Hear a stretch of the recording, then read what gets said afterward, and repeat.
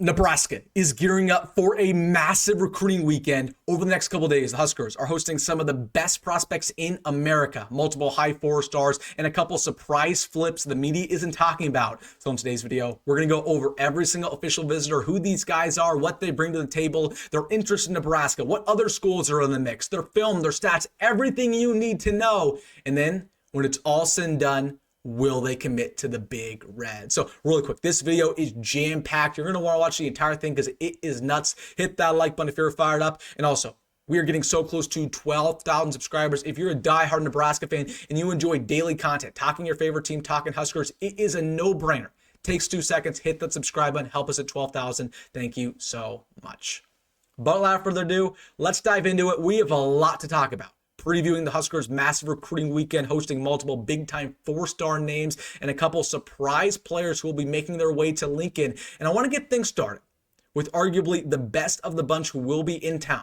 This is a top 100 recruit in America, elite 4-star wide receiver, none other than Jayden Warren, coming out of Rocheron, Texas, listed at 6'2", 183 pounds. He's down to a couple schools: Nebraska, Notre Dame, Texas A&M, Houston, SMU, TCU, and just a couple others. But really, as it stands, what you need to know is that it's pretty much going to go down to Nebraska and Notre Dame. The Irish, they've been surging as of late. So let's talk a little bit about Jayden Warren as a player, because man, oh man, he checks a lot of boxes. The first thing that you see when you watch him on film, obviously, is that length. Look at that 6'2". Man, oh man, he has long legs, long arms, can go up and get contested catches. But the thing that impresses me the most about Jayden Warren, it's his freak speed. He runs a legit 4.40 time. He's not only speedy, but he's quick. He has long strides. He's always the fast guy on the field. So once again, he has NFL aspirations. Just from a scouting step point, he checks a lot of boxes. The coaches compare him to Matthew Golden, who was a first-round pick by the Green Bay Packers last year.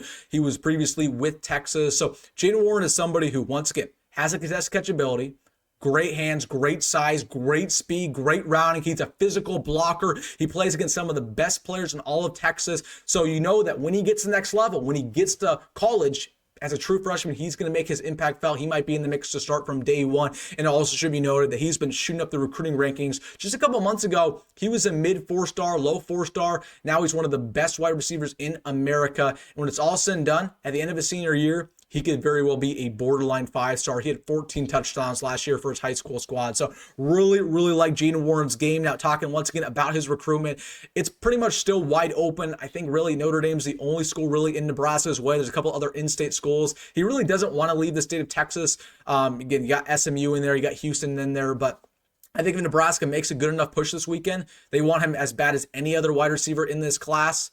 I think it's a no-brainer. I think he will commit to the Huskers just because they're going to treat him like a priority. The money's going to be right. The playing time's going to be right. If he wants to win, if he wants to play with a good quarterback, whether that's Dylan or Trey Taylor, I see no reason why he's not going to commit to us at the end of June or going into the start of July. So Jayden Warren, feeling pretty optimistic about his recruiting process. The Huskers have got to land this guy. We need an elite 4-star wide receiver in this class. We need somebody with height. We need somebody with speed. He checks all those boxes. Let's get Jayden Warren to Lincoln. So that's the first big name who will be in town this Saturday. Let's go to a surprise player that the media just really isn't talking about, but he will be in town this Saturday. This is 4-star linebacker, riser through the recruiting rankings, Calvin Thomas, once again coming out of Houston, Texas. This is at 6'3", 210 pounds. This is a player who reminds me a lot of CJ Brana, where when Nebraska was going after CJ Brana originally, he was a low 3-star. Now he's one of the best DB recruits in America. Same deal here with Calvin Thomas. He started off as a low 3-star. Now he's a 4-star. In a couple months, he could be a top 100 prospect as well. This is somebody who was only 210 pounds, but once again, freak speed, the things you can't teach. In Nebraska, they're going toward these raw, speedy linebackers. Gone are the days of we're going after guys like Nick Heinrich or Luke Reimers, guys who are just solid tacklers. That's not happening anymore. We want Levante Davids. We want Terrell Farley's. That's where again here. So listen, he's pretty much down to Nebraska, Michigan, Texas, North Carolina, SMU, and a couple others. As it stands, Nebraska, they have catch-up work here, right? They're not probably the top 2. They're not in the top 3 as it stands. So Nebraska, they got to continue to impress this guy. They got to make him feel valued. Calvin Thomas wants to play right away. He wants to be a big part of a defense. I think if he were to come to Nebraska, we're going to utilize him all over the field, rushing the passer. We're going to utilize him at middle linebacker as well with his speed, with his explosiveness. And he also can lay the boom on you as well. So again, you can put weight on this guy over time. You can't teach the speed he has. Need him badly, especially with Jordan Campbell no longer visiting Nebraska. He's locked down his commitment to Miami. So surprise guy who will be in town, Nebraska. They got to impress him, man. We got to land him. But again, it's catch-up. I'm holding my breath here. We will see. But if Nebraska can impress him in a big way, wouldn't be shocked if he visit again and ends up committing maybe in the fall. Then Jacob Eberhardt is somebody who was announced just a couple days ago that he will be visiting Nebraska. 4-star prospect who once again has been shooting up the recruiting rankings, listed at 6'2", 210 pounds. And Nebraska, they've been go after him for about a year now.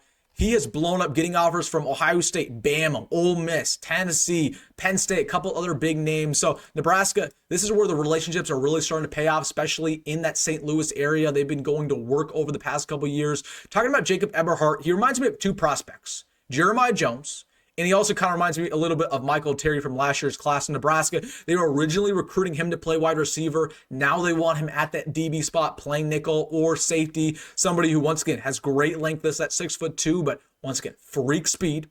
Is a physical tackler, can break tackles as well when he's on offense. Just has a little bit of everything. He's a complete utility knife. And this is where Nebraska, silently, they've been going to work Jacob Eberhardt. He doesn't do a lot of interviews. He doesn't do a lot of talking on social media, but the Huskers are in a really good place. But I could see pretty much anything happen here. Like, I'm going to get, I'm holding my breath because there's a bunch of big name schools. It's a huge wild card situation, but I could very well see if Nebraska impresses them in a big way, we could have a game changer DB commit. And this is somebody who, I mean, watch him on film. You see that speed, see that size. We need that inner secondary at that safety or rover spot or nickel spot. We will see. So again, once again, very big wild card. The Huskers been going after him for a while, but he's been shooting at the recruiting rankings. Let's see if he ends up committing.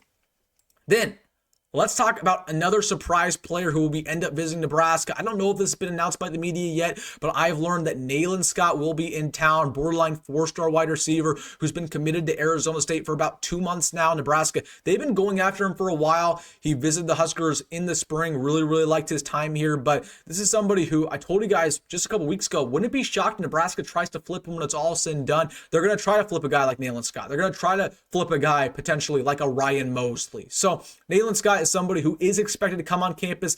Arizona State's trying to have that not happen, so we'll see if he ends up making the trip, but he's listed at 6'3", 185 pounds. Once again, very similar to Jaden Warren. Probably not as speedy as Jaden Warren, but uses his size even better, goes up and get contested catches. Just look at that. Look at that, man. Just absolutely mossing a guy. So we need speed and we need size. Once again, Nayland Scott checks all those boxes, and he can also block at a high level. So the Huskers trying to go to work to flip this guy. We're going to try to flip multiple prospects in this class at pretty much every position. It just comes down to two things, really, in my mind. NIL and winning.